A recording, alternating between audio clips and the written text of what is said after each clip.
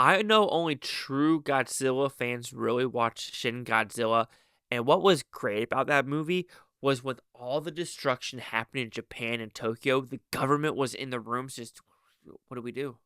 What do we do? And you know what? When I saw that with the bullet train explosion, I knew the director was going to do the exact same thing, and that's why I liked it.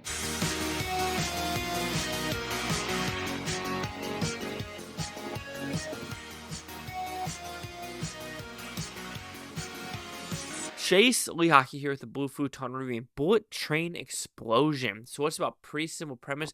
There's a train, and if it goes under 100 kilometers an hour, it will, and you have all people on the train. You have government officials. You have the train conductor. You have the train, person charging, making the train go fast forward. You have the people in the back room trying to figure out where they go on the map and things like this. And this is very much like Shin Godzilla, and also very much like, why am I forgetting the name? But it was also a show on Netflix about the tsunami that hit Japan in 2011, Fukushima, if I'm not mistaken, and how they kind of like directly tell the audience how everything is supposed to work out. For example, in this movie, not the conductor, the driver of the plane, train is like ATC off, ATC off, ATC off. Speed 110, speed 110, speed 110. And it's like a triple checklist and make sure everything is going smoothly. Maybe that's why Japan, like technology and society works, because they make sure things are good to go before it gets off the assembly line, if you know what I mean. I'm thinking like China, because I really haven't bought anything from China in months, and I feel better about myself. So when looking at this movie, that's the director knows how to just streamline politics into this movie in a way where you can feel it universally. Because, yes, you could talk about a tragedy that's happening halfway across the world or even in your country. But government officials, some of them are like, what can we do? I don't know. And politicians are all talk, talk, talk, talk, talk, talk, talk, talk, talk, talk, talk, talk, talk, talk. Oh, they're going to take your Medicare. They're going to do this. They're going to do this. Give me some facts. All they do is clap back culture on TikTok with the Jasmines and the AOCs. It's just fucking infuriating. And this movie talks about how it is working in Japan as well. Because it's not just the politicians behind the scenes at these buildings that are trying to figure out what they're doing. No, they're also on the train. And there's also people on the train saying, hey, you're a politician. What are you going to do about it? Are you just going to sit there and do nothing? And then you also have an influencer kind of like saying politicians are shit. I'm going to help this train overall. And at the end of the day, influencers or politicians are the same. They're just there to make that fucking money, and they want the power. And so that's why I kind of like what this story did to it.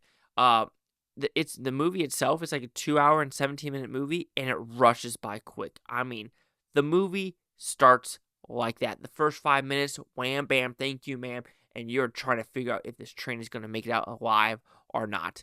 The twists in this movie, fantastic.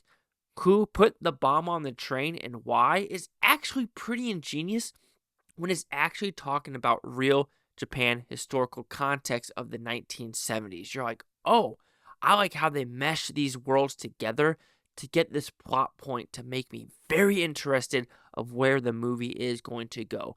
The acting, all-star cast, they all do their job. There's the subtle humor elements to it, subtle serious elements to it, and when shit needs to go down, shit goes down. And the special effects in this movie, fan-freaking-tastic. There are points in this movie where I'm like, is that real footage or is that CGI? Of course, there's going to be a CGI when the trains collide or things like that. But when looking at this movie, I was staring at the screen saying, is that train real? Is it not? Of course, going through the stations at 120 kilometers an hour, you can't do that for sure. But just normally on the tracks, I'm like, this movie looks freaking fantastic. Even when explosions are going on, even when things are occurring, you're like, oh, I feel like I'm in this train with these people, and I feel like I'm having a great job. Also, you just get to the culture of Japan and the work ethic of really loving your job, especially in the very beginning where it talks about this conductor showing these school children about how the train works and, things like that. And there's a freaking hysterical line where he says something like metaphorical or just something awe-inspiring. The kids are like, I don't know what that means, but it sounded sweet. And I busted out laughing because there are so many quotes like that in the real world where you're like, Is that supposed to mean something? It sounds cool, but does it really mean anything? And there are things like that. The subtle humor in this movie works really well. Yes. Are there some things in this movie that are implausible? Absolutely. Are there things in this movie that you're just like over emotionalized? Absolutely. Especially in the train, not in the train itself, but at the I'll say at the headquarters building where they're trying to figure out where trains could go, what location, and the government officials are fighting with the L4 train people. Yes, emotions overblown. Absolutely. And I think they're supposed to do that on purpose to, like, exaggerate that maybe government officials should care a little bit more. And also these big corporations should care a little bit more, especially with Pfizer and Moderna. Even that's something completely different. But, the Pfizer and Moderna shots did, start, did trigger people's, autoimmune system, or, trigger one of them, trigger people's, and you're just like, oh, well, that person now having 100% government, paychecks, not because of having COVID, because the vaccine made their condition worse. So it's things like that where it's like, do corporations really take responsibility for their actions of Apple making phones in China and having nets on their things? And I really hope Apple can be like, you know what, we're going to make our phones in America, or you know what, we're going to make our phones in Brazil, or you know what, we're going to make our phones elsewhere, so I don't have to deal with child labor. Like I said, if they're going to do it, fine. I'm buying phones from Vietnam, Korea, or Japan. Yes, is that even better? It's up to you to decide, but at least I'm not supporting a country that absolutely hates America. Chinese people, no. The government, yes. You just tell so that goes to that level when it comes to this movie. And so, the corporation part is very interesting. But yes, overall, bullet train explosion. Are there a lot of explosions? There's a couple here and there. Is it like the Bullet Train movie with Brad Pitt? No. This is more about a cultural movie about a whodunit, why bombs are on a train, government versus corporation versus people, and what are people willing to do. And I think the fun thing about the heist is how they want to get the money. Will people of a country support people of their country? And if someone's trying to do something, will the government interfere and say, nope, no, it's our job?